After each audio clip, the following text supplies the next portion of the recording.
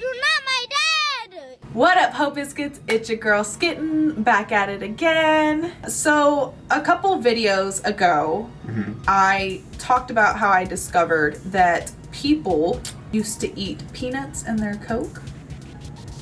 That sounds like, okay, wait a minute, my mind, that's too many different things. Peanuts as in the snack. Yeah. Coke is in the drug, because that makes sense. The drink. The drink. Yeah. How does that even work? Because one's a liquid, one's a solid. They would put the Not the same peanuts snack. in the bottle of Coke and then drink the Coke. That's a lie. chew the- That's not real. I've been in the South for a long time. Nobody does that. So people still do it, apparently. That's not true. Who told you that? Lots of people in my comments. No official record, though. Just So- people. They're trolling you. Not only did they admit to doing it, they admitted that there's both a right and a wrong way to do it. Who is telling them to do this? The wrong way is to use You just keep going. This is fake. The wrong way is to use a Wrong plastic way. bottle Coke. You have to use glass bottle Coke. So you can hear for it to tinging be the around. best. That makes it peanut water. That's disgusting.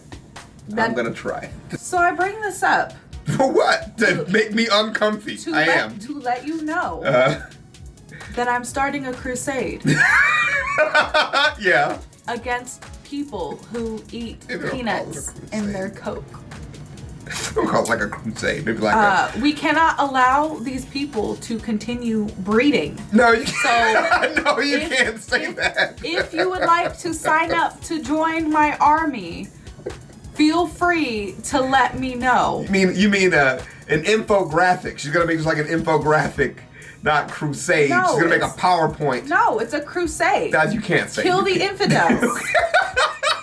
It's not genocide if I'm right.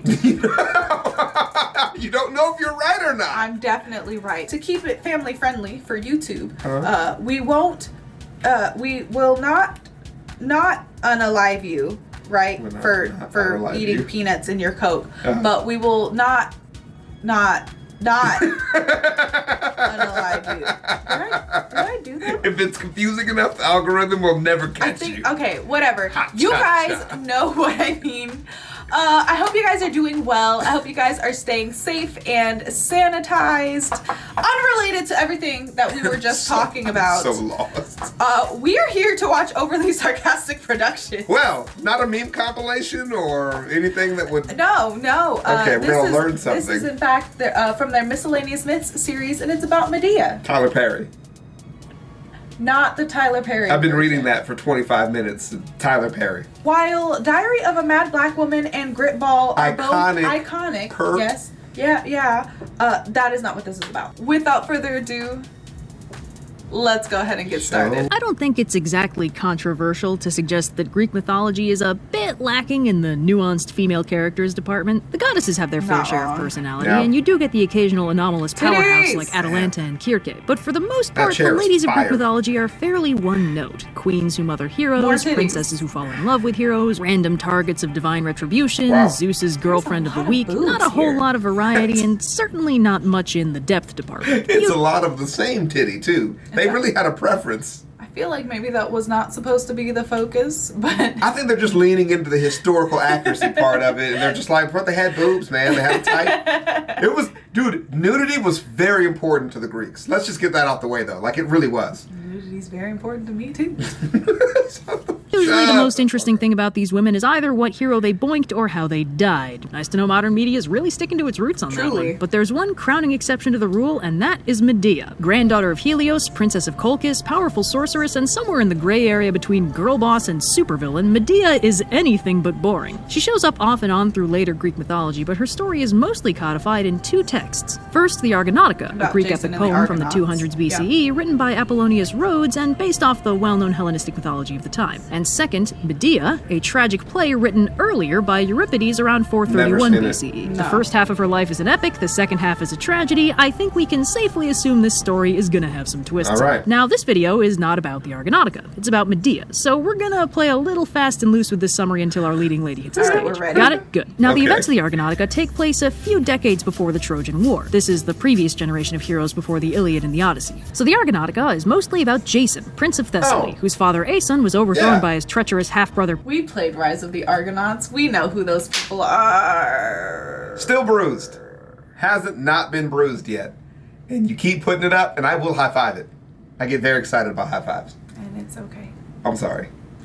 Peleus, who kills all of Aeson's descendants except for Jason, who's smuggled out to be raised by the centaur Chiron. Many years later, Jason returns to Thessaly to claim his rightful throne and runs into an old lady who needs help getting across a river. Jason carries her across, losing a sandal in the process, but gaining something very valuable in return, the favor of Hera, who it turns out was the old woman all along. From this point on, Hera regularly intervenes with subtle acts of divine intervention to help her boy out. Jason arrives at the palace and demands Peleus gives him his rightful throne, but Peleus hits him with the classic "Hey kid, you like proving yourself" maneuver and sends Jason on a quest to retrieve the Golden Fleece, a textbook MacGuffin that could have been literally anything. Jason assembles a crack team of heroes called the Argonauts, and they set sail on the Argo for Colchis, where the Golden Fleece is stowed. It's the so fun exact to crew do that in the kinda game, depends too. on who you ask. Every version of the story has a different set of heroes on board. Sometimes Atalanta's around, sometimes Jason decreed the Argo is strictly no girls allowed zone, sometimes Theseus and Pirithous are there, sometimes they're already stuck in Hades for the crime of being absolute morons. Heracles is usually on board, but amusingly he gets totally ditched early on, and they keep having near misses for the rest of the book without ever meeting back up again.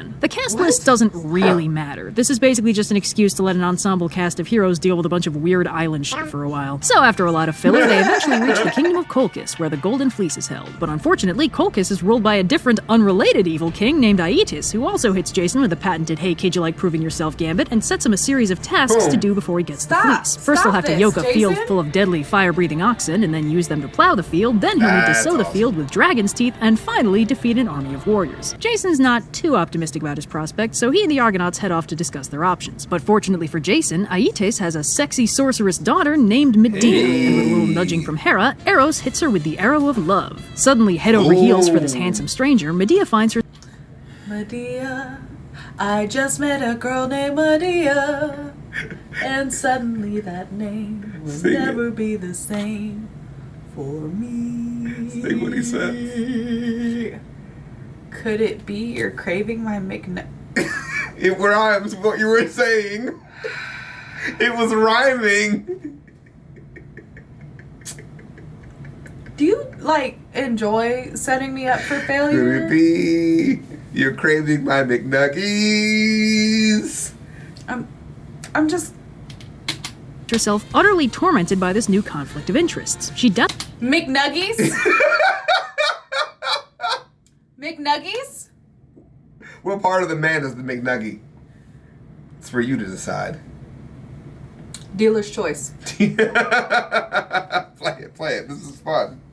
desperately wants to help Jason out, but she hates the thought of betraying her father, and she's pretty scared of what he might do to her if he finds out she's been involved. Hera sends her dreams, where Jason came to her kingdom not for the Golden Fleece, but for her hand in marriage. But when she chooses him over her family and accomplishes his impossible task for him, her family is enraged. She wakes up, conflicted almost to the point of suicide, but while she's absolutely terrified of dying in disgrace, known to the world only as a foolish woman who gave up everything for a stranger, she eventually steals her resolve and decides to help Jason out, because love. She arranges for a covert meeting at the Temple of Hecate, where she serves as a priestess, tricking her handmaidens into thinking she's only pretending to like Jason so she can sabotage his success with evil magic. When Jason arrives, they awkwardly blush for a hot minute before Jason explains that he knows she's his only hope of success, and if she helps him, he'll make sure she's famous throughout Greece for her heroism. He compares her to Ariadne helping Theseus through the Minotaur's maze, and smitten by his praise, Medea gives him a potion called the Charm of Prometheus that'll make him invulnerable. She also explains how to handle the other challenges. Anyway, the day arrives, and Jason heads to the field, where, currently invulnerable thanks to Medea's potion, he easily yokes the fire-breathing bulls and sows the field with dragon's teeth. After a quick snack break, he returns to find an army of warriors have sprouted from the dragon's teeth, and recalling Medea's advice, he chucks a rock at them, and all the warriors get confused and pissed off, thinking one of them did it, and then they all kill each other. With the tasks completed, Jason's riding pretty high, and King Aeetes is baffled that Jason managed to pull it off. That night, Hera sends Medea nightmares to warn her that Aeetes has figured out her involvement, and Medea wakes up and runs into the night, arriving at the Argo and telling them they gotta get out of there right this minute and also please take her with them. Jason promises to do her one better and marry her the minute they get back to Greece. They obviously need to grab the Golden Fleece first, so Medea charms the dragon guarding it to sleep while Jason retrieves the fleece. Then they get the heck out of Dodge. The Colchians obviously give chase, with one of the fleets led by Medea's brother Absyrtus, and Jason and Medea come up with a cunning plan to deal with him. It's murder. The plan is murder. They lure him into a trap and Jason dismembers him. Now Zeus gets pretty pissed about this whole family murder thing, so he curses the voyage to get all turned around and confused by the wind. So the journey home ends up taking a lot longer than expected, although that's partially resolved when they end up blowing ashore on Kirke's island and she magically cleanses Medea and Jason of the guilt for the murder.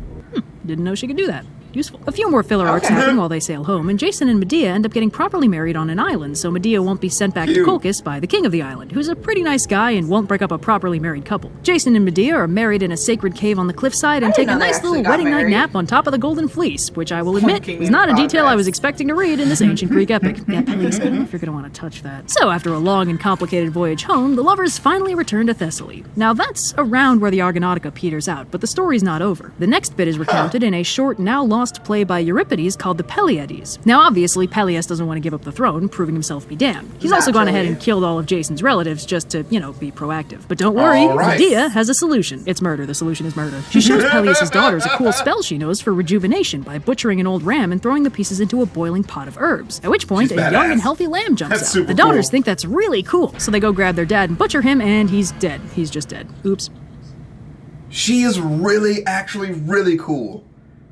This is badass. Bitch! Yeah. So that's basically the first half of Medea's story. A young, demure, love-struck woman falls head over heels for a handsome, heroic stranger and gives up everything to save him from an impossible situation. And then he rescues her from her vengeful family and brings her to a better land to marry him and live happily ever after. That is a beautiful, classic, textbook love story, plus or minus a couple murders. So why is the play Medea a tragedy? Buckle up, it's actually kind of fascinating. So to start us off, Jason has a bit of a problem. See, what with the whole gruesome death of Peleus and all, Jason is now an accessory to a crime, and he can't really claim the throne of Thessaly, little known downside to solving all your problems with murder. So he and Medea decide to head to Corinth instead. A few years evidently pass and they make a home there, but Jason ends up courting Glauce, princess of Corinth and daughter of King Creon, in the hopes that marrying her will make him royalty and ensure the future of his line, as well as the safety of Medea and their 2 children, because by the way, they have 2 children now. Got it. Hello? So he's just like, I'm just gonna do it. It's better for us this way. It's too late, she already loves me. Just gotta do it now or else we all die. Sir. Oops. I helped you murder my brother. And you repay me by cheating on me? Things is complicated, man, out here in these streets. I would murder you. Yeah. Like, yeah. You then have to die. I feel like... we've seen how this one ends. You've made a foolish mistake. What? Let's do it. That's so what? This is wild. What's this the is word? actually wild. Adultery. That's right. Jason is married to Medea, both in the eyes of the law and the gods, and now he's trying to marry this Corinthian princess for the perks. Medea is understandably furious and has been completely inconsolable with grief and rage for long enough that King Creon is starting to get worried she might end up doing something drastic, like...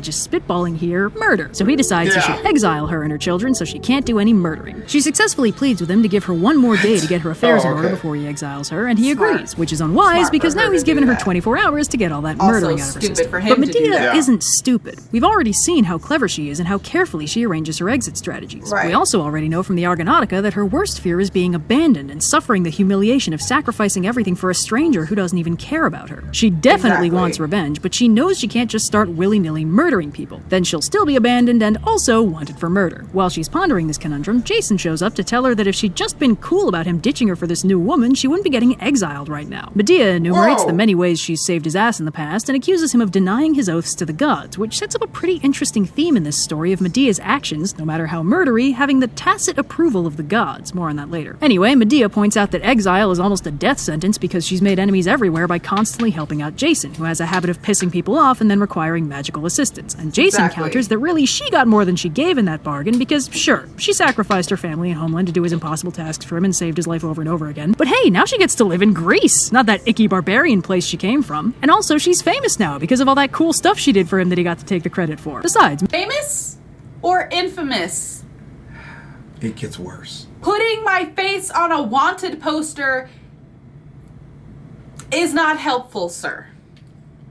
Medea's just some barbarian woman with phenomenal cosmic powers. Jason can't pass up a real princess. His genius plan was to keep Medea as his mistress when he marries the princess so he could get them some sweet royal protection, and then eventually Medea's lame, not royal kids will have some properly royal half-siblings. Isn't that lovely? Unfortunately, Medea getting herself exiled has spoiled his brilliant plan somewhat, but don't worry, he's totally willing to give her some money to make that whole wandering the wasteland with 2 young children thing easier. Oh man, I want to see her kill him so bad. So Jason leaves, and when Medea heads outside to think, she runs into Aegeus, king of Athens, who greets her like an old friend. Apparently he's in town because he wanted to ask the oracle why his wiener doesn't work, but when he sees Medea looking so down, he asks what's wrong, and she fills him in on Jason being the absolute worst. He's totally sympathetic and offers her sanctuary in Athens, though he does say he can't actually get her there, she'll have to make her own way over. Medea, cautious as ever, tells him she's made quite a lot of enemies, and she needs to know he'll be willing to protect her from, I don't know, retribution or something? He promises, and with her exit strategy firmly in place, Medea gets down to the brass tacks of plotting a murder. So Medea takes a beautiful golden gown and coronet, 2 gifts from Helios, and applies a poison to them so potent that it won't just kill whoever wears them, it'll also kill anyone that person touches. She also ponders killing her kids, reasoning that'll hurt Jason pretty bad, although the...